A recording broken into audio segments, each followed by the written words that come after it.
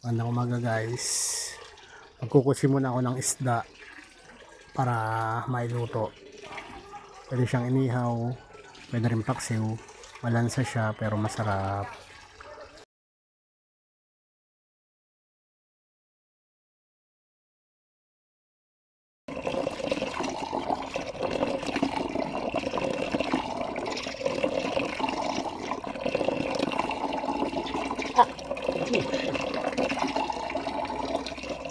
Oh shit! Aray!